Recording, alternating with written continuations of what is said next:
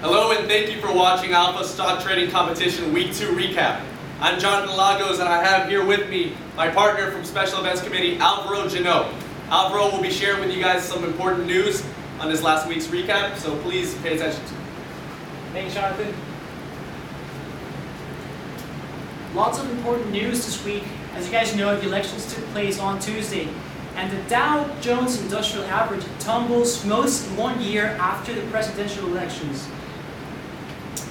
Markets reacted to talks about the fiscal cliff that's scheduled at the end of the year, and also the attention was focused on Europe's debt crisis. Tax increases and government cutbacks are scheduled to take effect at the end of the year. There's a lot of talk there how that's going to have an impact on the economy. Also, consumer sentiment was at a 5-time year high, and that's really good news, especially when we're getting to the holiday season. We also have the big losers here. Morgan Stanley fell by 8.6%, Goldman Sachs fell by 6.6%, and Bank of America fell by 7.1%. European debt crisis. Third quarter numbers are expected to be weak, and data suggests that Germany is no longer immune to the whole situation in Europe as its exports and industrial production drop. Some earnings coming up next week, so please, Jonathan. Thank you, Alvaro, for that important news. Now on to the earnings calendar for next week. You want to pay attention on Monday. House builders such as Beazer Homes USA and D.R. Holton, they're coming out with their earnings on Monday. Tuesday, we have Dick's Sporting Goods, Home Depot, and also Michael Kors. Pay attention to those. Wednesday, Abercrombie & Fitch. We have Hot Topic and Williams & Sonoma. Pay attention to those. On Thursday, Gap, Target, and Walmart will be coming out with their earnings. And Friday, the only loner, Foot Locker, is coming out with their earnings. So, on to the weekly rankings for Week 2. First place, Rigoberto Lopez from Texas A&M University, sitting on 150 points. Congratulations.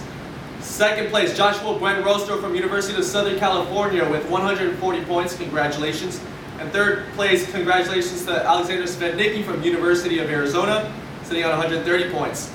Overall standings now. First place, Alexander Svetnicki. He has 280 points. Rigoberto Lopez has 267 points, and Javier Diaz from Florida International University, only 5 points behind Rigoberto. He has 262 points. Now we're going to give it to Abid for some closing remarks. Abid. Thank you, Jonathan. Thank you, Alvaro, for a wonderful weekly recap. A quick announcement for you all out there. Stay tuned for the next mode of communication through emails. We're going to bring in some new things into this game, make this game a little bit more interesting. So make sure you read that email closely, because some of the changes might affect the way you trade. Another thing, some of you guys have reported that you guys have trouble in executing the trades. Make sure you guys are using the right browsers. If you guys are unable to execute your trades, contact me as soon as possible. Don't wait 2 days to contact me so that we can get this problem fixed ASAP. So again, thank you so much for tuning in for this weekly review, and best of luck for the next 2 weeks of the competition.